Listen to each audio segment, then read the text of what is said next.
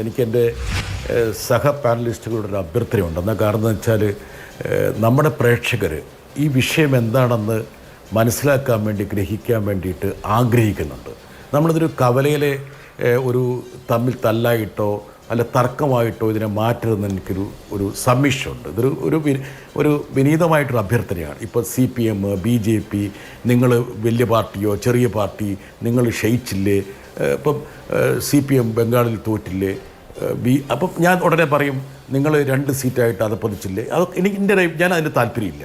എനിക്ക് ഇതിനകത്ത് വളരെ ഗൗരവത്തിൽ ചർച്ച ചെയ്യണമെന്നാണ് എൻ്റെ ആഗ്രഹം. എൻ്റെ സുഹൃത്തുക്കളോട് എനിക്കൊരു കാര്യം പറയാനുണ്ട്. ഇപ്പോൾ അനിൽ ബോസ് പറയുന്നതോട് എനിക്ക് യോജിപ്പില്ല. ഞാൻ പറയാം. അനിൽ ബോസ് പറഞ്ഞത്, അതായത് അങ്ങനെയാണെങ്കിൽ സംസ്ഥാനങ്ങളെ അങ്ങനെ ഉണ്ടാക്കിക്കൂടെയെന്ന്. യഥാർത്ഥത്തിൽ അനിൽ ബോസിൻ്റെ പാർട്ടിയുടെ നയമല്ല പറയുന്നത്. എൻ്റെ വളരെ അടുത്ത മിത്രമാണ്. അതായത് നമ്മുടെ സംസ്ഥാനങ്ങൾ എന്ന് പറഞ്ഞാൽ അതിൽ ഭാഷാപരമായ സാംസ്കാരികപരമായിട്ടുള്ള ഒരു പൈതൃകമുണ്ട്. അതൊരു നമ്പർ ഗെയിം അല്ല. അതാദ്യം തന്നെ നമ്മൾ മനസ്സിലാക്കണം. രണ്ടാമത്തെ കാര്യം, നമ്മുടെ രാജ്യത്തിൻ്റെ ഏത് രാജ്യം എടുത്താലും അതിൻ്റെ വികസനം എങ്ങനെയാണ് സാധ്യമാകുന്നത്?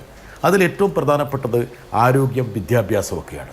അപ്പം ഇത് രണ്ടും ഏതാണ്, മുട്ടയാണോ ആദ്യം വന്നത്, കോഴിയാണോ ആദ്യം വന്നത് പോലെയാണ്. വികസനവും വിദ്യാഭ്യാസവും ആരോഗ്യമൊക്കെ പരസ്പരം ഇടകലർന്ന സംഭവമാണ്. അപ്പോൾ നമ്മളിപ്പോൾ ഉത്തരേന്ത്യൻ സംസ്ഥാനങ്ങളിൽ വികസനം വേണ്ടത്ര രീതിയിൽ വരാത്തതിന് കാരണം അവിടെ വേണ്ടത്ര ഈ പറഞ്ഞ വിദ്യാഭ്യാസവും ആരോഗ്യവും ഒന്നും ശക്തിപ്പെടാത്തത് കൊണ്ടാണ്. അത് വളരെ വ്യക്തമാണ്. ലോകരാജ്യങ്ങളിലെടുത്താലും മനസ്സിലാക്കും. ഇനി ഞാൻ 2-3 കാര്യങ്ങളിലേക്ക് വരാം. എന്തുകൊണ്ടാണ് ഈ ആശങ്ക? ഇത് കേവലപരമായിട്ട് ഇരുട്ടിൽ പൂച്ചയെ തപ്പുന്ന ഒരു ദൗത്യമല്ല. ഞാൻ എൻ്റെ സ്നേഹിതനോടൊരു കാര്യം പറയട്ടെ. ഒന്ന്, ലോകത്തിലെ ഒരു ജനാധിപത്യ രാജ്യം, ഏറ്റവും വലിയ ജനാധിപത്യ രാജ്യമായ ഇന്ത്യയിൽ എന്തുകൊണ്ടാണ് സെൻസസ് വൈകുന്നത്? ആദ്യകാലങ്ങളിൽ കോവിഡിൻ്റെ സമയത്ത് ഞാൻ പാർലമെൻറ്റിൽ ചോദ്യം ചോദിച്ചപ്പോൾ കോവിഡ് കൊണ്ടാണെന്ന് പറഞ്ഞു. ഇപ്പോൾ ഒരു മറുപടിയില്ല. സെൻസസ് വൈകുന്നത് തന്നെ അതിലൊരു ദുരൂഹതയുണ്ട്, ഒരു ഗൂഢാലോചനയുണ്ട്. അതൊന്നും കൂടി ഞാൻ പറയാം. എന്താ കാരണം? ഈ 25 വർഷത്തെ ഫ്രീസ് എന്ന് പറയുന്നത് 2026 അവസാനിക്കുന്നത്. അപ്പം 2021 നടക്കുന്ന സെൻസസ് 22-ലോ 23-ലോ 24-ലോ നടത്തിയാൽ 31 കഴിഞ്ഞിട്ട് മാത്രമേ ഈ മണ്ഡല പുനർനിർണയത്തെക്കുറിച്ച് ചിന്തിക്കാൻ കഴിയുള്ളൂ. അതുകൊണ്ട് വളരെ ബോധപൂർവം ഈ സെൻസസ് വൈകിച്ചു കൊണ്ടുപോവുകയാണ്. ഒന്ന് ചിന്തിച്ചു നോക്ക്. ഇത്രയും വൈവിധ്യങ്ങളുള്ള രാജ്യത്തിൻ്റെ വികസനം സാധ്യമാക്കണമെങ്കിൽ നമുക്ക് ആദ്യം വേണ്ടത് റോബസ്റ്റ് ഡേറ്റയാണ്. ഈ രാജ്യത്തിൻ്റെ ജനങ്ങളുടെ അവസ്ഥ എന്താണ്, ഓരോ വിഭാഗത്തിൻ്റെ അവസ്ഥ എന്താണ് സാമ്പത്തിക സർവേ അടിവരയിട്ട് പറയുന്നത്? നമ്മുടെ രാജ്യത്തിന് ലഭ്യമാകുന്ന സ്ഥിതിവിവര കണക്കുകളുടെ അഭാവമാണ് നമ്മുടെ വികസന പ്രക്രിയയെ പിന്നോട്ട് വലിക്കുന്നതെന്ന് ആരാ പറഞ്ഞത്? സാമ്പത്തിക സർവേയാണ്. എന്തുകൊണ്ടാണ് ഒരു രാജ്യം, ഇതുപോലൊരു രാജ്യത്തിൻ്റെ ഒരു സെൻസസ് വൈകുന്നത്? ബനാന റിപ്പബ്ലിക്കിൽ മാത്രമായിരിക്കാം ഇതുപോലെ സെൻസസ് വൈകിക്കുന്നത്. ഇനി രണ്ടാമത്തെ കാര്യം, ഏറ്റവും പ്രധാനപ്പെട്ട കാര്യം, പുതിയ പാർലമെൻറ്റ് ഉണ്ടാക്കിയപ്പോൾ 848 സീറ്റാണ് ലോക്സഭയിലുള്ളത്. അത് മനസ്സിലാക്കണം. 848. അമിത്ഷാ സെലക്റ്റീവായിട്ട് എന്തുകൊണ്ട് ഇതിനോട് പ്രതികരിച്ചു? എൻ്റെ സ്നേഹിതൻ ജയേന്ദ്രൻ മാഷ് മനസ്സിലാക്കേണ്ടത്, ഇത് BJP, CPM, കോൺഗ്രസ് വിഷയമല്ല. ഇത് ഈ രാജ്യം ഒരു ഐക്യത്തോടെ ഫെഡറൽ രാജ്യമായി നിലനിൽക്കേണ്ടതിൻ്റെ ആവശ്യമാണ്.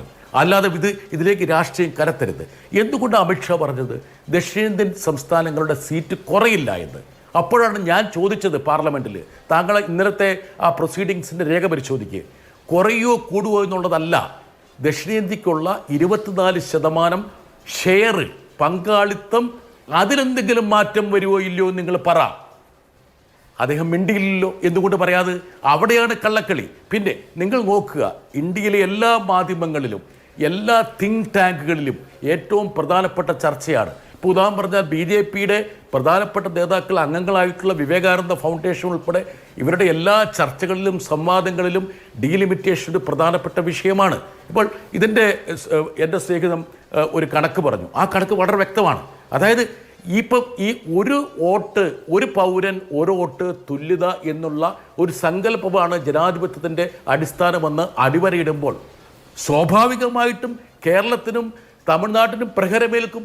അതുകൊണ്ട് ആ ആശങ്ക ഒരു മലയാളി എന്ന നിലയിൽ ദക്ഷിണേന്ത്യക്കാരെന്നതിൽ ഞാൻ പ്രകടിപ്പിക്കണ്ടേ? അത് രാഷ്ട്രീയമല്ല. ഇനി ഒന്നും കൂടി എൻ്റെ ജയേന്ദ്ര മാഷ് മനസ്സിലാക്കേണ്ട കാര്യം എന്ന് വെച്ചാൽ, 2001 ഞാനന്ന് ഡൽഹിയിലുണ്ട്. ആ ഡിബേറ്റുകൾ മുഴുവൻ കണ്ടതാണ്.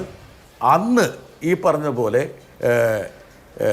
അതായത് ഉപപ്രധാനമന്ത്രിയായിരുന്ന LK അദ്വാനിയുടെയും പ്രധാനമന്ത്രിയായിരുന്ന വാജ്പേയിയുടെയും ഇത് സംബന്ധിച്ചുള്ള പ്രതികരണങ്ങൾ ശ്രദ്ധിക്കുക. ഇതേക്കുറിച്ച് ആശങ്ക വന്നപ്പോൾ ആദ്യത്തെ ആശങ്കയോട് പ്രതികരിച്ചുകൊണ്ട് പ്രധാനമന്ത്രിയും ഉപപ്രധാനമന്ത്രിയും പറഞ്ഞു, അതായത് നാഷണൽ പോപ്പുലേഷൻ പോളിസി നടപ്പിലാക്കിയ സംസ്ഥാനങ്ങളെ ശിക്ഷിക്കുന്ന ഒരു പ്രശ്നം ഉദിക്കുന്നില്ല, അവരോട് അനീതി കാണിക്കില്ല, അതുകൊണ്ട് ഞങ്ങൾ ഫ്രീസ് ചെയ്യുമെന്ന് അസന്നിഗ്ധമായിട്ട് അവർ പറഞ്ഞു. എന്തുകൊണ്ട് അസന്നിഗ്ധമായിട്ട് ഒരു പ്രതികരണം നമ്മുടെ കേന്ദ്ര സർക്കാരിൽ നിന്നുണ്ടാകുന്നില്ല?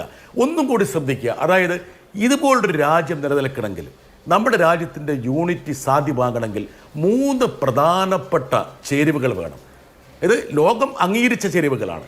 അതായത് നമ്മുടെ രാജ്യത്തിന് ജനാധിപത്യം വേണം, നമ്മുടെ രാജ്യത്തിന് ഫെഡറലിസം വേണം, നമ്മുടെ രാജ്യത്തിന് സെക്യുലറിസം വേണം. ഈ 3 നിബന്ധനകളുടെ അടിസ്ഥാനപ്പെടുത്തി മാത്രമേ നമ്മുടെ രാജ്യത്തിൻ്റെ ഐക്യം സാധ്യമാകുകയുള്ളൂ. അപ്പോൾ ഏതെങ്കിലും ഒരു മേഖലയിൽ പോറലേക്കുമ്പോൾ നമ്മൾ പിന്നോട്ട് പോകും, അത് മനസ്സിലാക്കുക. പ്രത്യേകിച്ച് ഇനി ഹിന്ദിയെക്കുറിച്ച് പറഞ്ഞു ജയേന്ദ്ര മാഷെ, ഞാനൊരു കാര്യം ചോദിച്ചോട്ടെ. ഞാൻ ഇത് രാഷ്ട്രീയമല്ല പറഞ്ഞേ, ഞാൻ സ്ഥിരമായിട്ട് ഈ പറഞ്ഞ ഓൺലൈനിലൂടെ ഈ അനന്തപുരി FM കേൾക്കുന്ന ഒരാളായിരുന്നു. ഒരു കാലഘട്ടത്തിലും ഈ അനന്തപുരി FM സ്റ്റേഷൻ ഉണ്ടായ ശേഷം അതിൽ ഹിന്ദിയും സംസ്കൃതവും ഉണ്ടായിരുന്നില്ല. ഇപ്പോൾ നോക്ക്, നിങ്ങൾ കേരളത്തിലെ ഒരു പ്രാദേശിക FM സ്റ്റേഷൻ്റെ ഉള്ളടക്കത്തിൽ പോലും സംസ്കൃതവും ഹിന്ദിയും നിങ്ങൾ സന്നിവേശിപ്പിച്ചു. സംസ്കൃത വാർത്ത, അതായത് തിരുവനന്തപുരത്തെ ആൾക്കാർ ശ്രവിക്കുന്ന FM സ്റ്റേഷനിൽ, ആകാശവാണി FM സ്റ്റേഷനിലേക്ക് നിങ്ങൾ സംസ്കൃതം വാർത്തയും ഹിന്ദി വാർത്തയും അടിച്ചേൽപ്പിച്ചു. എത്ര ബോധപൂർവമായിട്ടാണ് നിങ്ങൾ ഈ പറയുന്ന നിങ്ങളുടെ ഉത്തരേന്ത്യയുടെ ഹെജിമണി ആധിപത്യം നമ്മുടെ ദക്ഷിണേന്ത്യയിൽ ചുമത്തുന്നത്. ഒരു FM സ്റ്റേഷനെ പോലും നിങ്ങൾ വെറുതെ വിടാൻ തയ്യാറല്ല. നിങ്ങളെ എനിക്ക് ഒന്നും കൂടി പറയാം, ഒറ്റ കാര്യം കൂടി ഞാൻ തീർക്കാം. അതായത് എനിക്ക് നരേന്ദ്രമോദി എന്നുള്ള ഒരു ഭരണകർത്താവിൻ്റെ 2014 വരെയുള്ള ഫെഡറൽ നിലപാടിനോട് എനിക്ക് യോജിപ്പുണ്ട്. എന്താ കാരണം എന്ന് വെച്ചാൽ, ഇന്ന് എല്ലാ സംസ്ഥാനങ്ങളും പൊരുതുന്ന ഒരു കാര്യം ഈ UGCൻ്റെ ഗൈഡ് ലൈൻസാണ്.